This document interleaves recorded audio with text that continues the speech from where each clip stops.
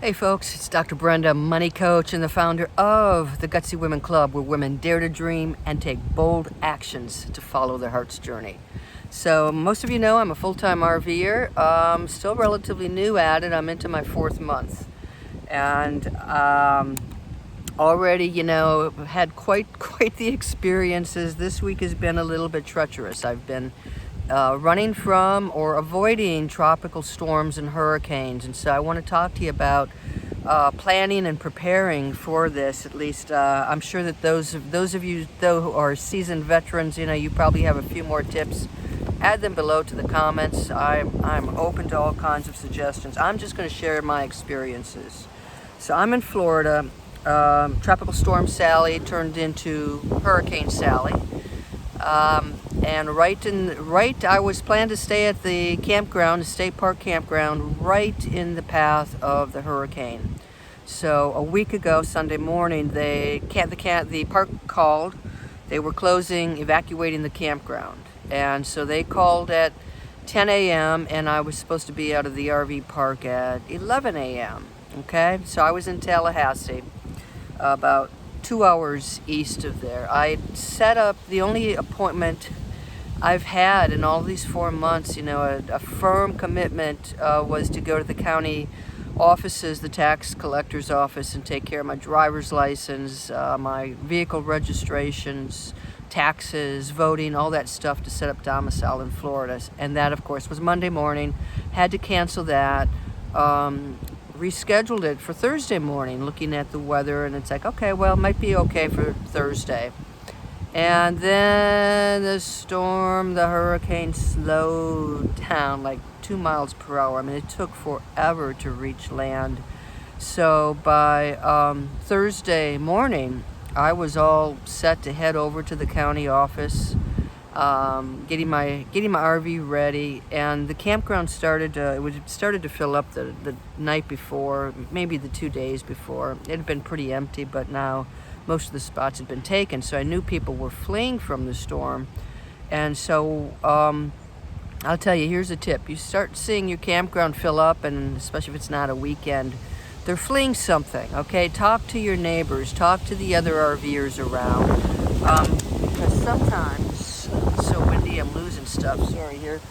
Sometimes, they're coming from that area where you had planned to go, and can give you more information than what you can pick up from the weather apps. And so let's talk about some of the weather apps. I actually found it very difficult to get a clear sense of what was going on in the particular area I was headed to.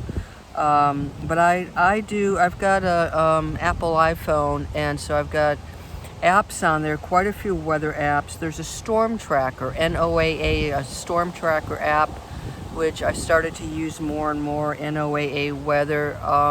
I've got something called Dark Sky. I have the Weather Channel. They all have a lot of flaws to them. I would get a warning, a flood warning right here where I'm at now. I'm in St. Augustine, and there's riptide current warnings and flood high water warnings, and it's difficult to know exactly where that is in relation to where your particular campground is.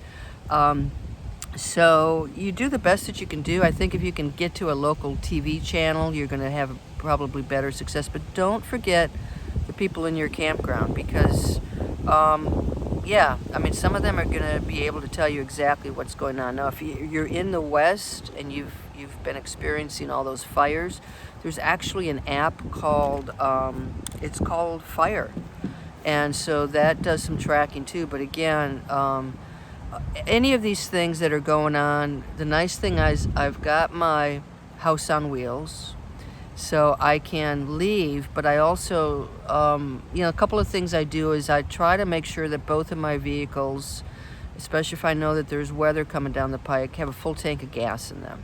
So I'm pretty much filled up, so that if I do have to evacuate someplace, I can get a ways. Another thing that I did in Tallahassee, first it was just going to be a one-night stay, but I paid a little bit more to get a pull-thru, and I'm really glad I did, because when I was ready to take off Thursday morning, the weather, it looked like, there would be a lot of rain, and I got a reprieve in the rain the night before, so I was actually able to hitch up my Jeep behind my RV so that when it was time to go, I had one less thing to worry about and to do. So that made it really easier to get on out of there. Here's the thing. So my state park closed, so now I knew I had to make a decision. And for me, I was sort of in the middle of one destination and another. So I thought, okay, I'm just gonna see if I can stay the night. So I booked 3 more nights at the RV park, and I'm glad I did because people were fleeing and telling me that it was very hard to find a campground that had any vacancies. So get started really early. I mean, also, if there's any sign, especially I've lived in California, and I've had Oakland, Berkeley fires when I lived in Oakland, and I've seen how quickly they can spread. If there's any threat in terms of a fire, they are just flying through so fast that you don't have time to react. So plan ahead. Now, I'm going to say Thursday morning when I was ready to go and the county offices were closed and there was flooding, I typically use something called RV Trip Wizard, and I do. It takes a bit of time because I research where am I going, and I research all the parks and the campgrounds. I prefer the state parks, and then I look through the reviews and I make a decision based on that. I really didn't have the time to do that. And so I have I'm a member of Good Sam's, and that app makes it really, really helpful. You can just put in the area where you're headed, and the reviews come up, so I make sure that I'm not at a really bad campground. I don't have time to read all the reviews. And then the phone number's right there, so I can quickly call, and that's what I did. I have reservations actually today, headed to Anastasia State Park. Hopefully the weather will clear up in a couple days. I'm a little bit tired of the rain.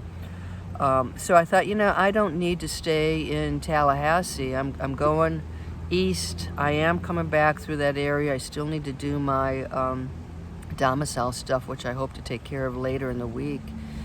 And so, the weather's okay. All the bad weather's in the west. I'm going east. So I am now at a campground in St. Augustine, probably 5 miles away from the park. So the move today will be pretty easy. The thing with planning is it's kind of like a muscle. Once you start planning all your RV stuff, and as a full-timer, I've got a plan. I have no problems getting into a campground Monday through Thursday or Friday. But the weekend comes, you've got all the weekend RVers, and some of the campgrounds are full. So I really have to plan ahead, especially the state parks fill up so quickly these days. So I'm a planner, and these instances where I had to act quickly, they didn't really freak me out. It's like, okay, I know the app to use. I know things are not going to be perfect. I felt like I'd made really good decisions. By the way, if you do not have a weather radio with a crank, so if power goes out, you lose the battery power, you can crank the power up. Get yourself one of these. I'll put a link in the comments to it. The challenge I have found is I have traveled, and this actually started early on in my trip where I had thunderstorms and rains, and I pulled over to a rest stop to try to give it a wait to see what was going to go on, and turned on the weather band radio in the RV. And the challenge is knowing which county you're in. So it all, everything is county based. You're driving through a state you've never driven through before. You left this city. You don't know what county you're in. So it takes, that's one of the challenges of, first you got to Google, where am I? What county am I in? And then I did find that the Weather Channel, I could tap into the screen and I could actually see the intensity of the storm coming. And that helped me decide, I'm going to stay at the rest area for 15 minutes or so. Things are going to lighten. The rain's going to lighten. The storm's going to let up. So I use a number of different tools, but I do err on the side of precaution. I don't mess with bad weather. Sometimes the storms blow through. you have no warning, and you're just at the mercy of the weather gods. But in the case of a hurricane, in the case of fires, a lot of times, prepare in advance, get yourself ready to move quickly, and just don't freak out. You'll head away from the storms, head away from the fires, be calm about it, make sure you got those tanks full, and just, make the best of it. And I've actually, I've had some landed in different places and had more time, found a lighthouse in Tallahassee to explore. So, embrace the flexibility that you have and whatever happens your way. So I think that is my basic advice early on in my journey. Maybe in another year or two, I'll have the whole routine all figured out and there'll be better apps. I'll be able to even give you more information. So be cautious, be safe. If you'd like to learn more about my RV life, please subscribe. If you want to join Gutsy Women Club, gutsywomen.club, check us out. We help you, inspire you every day to build your dream life and to take actions and to get to where you want to go. So that's it from St. Augustine today, and I hope that you are safe. Bye-bye.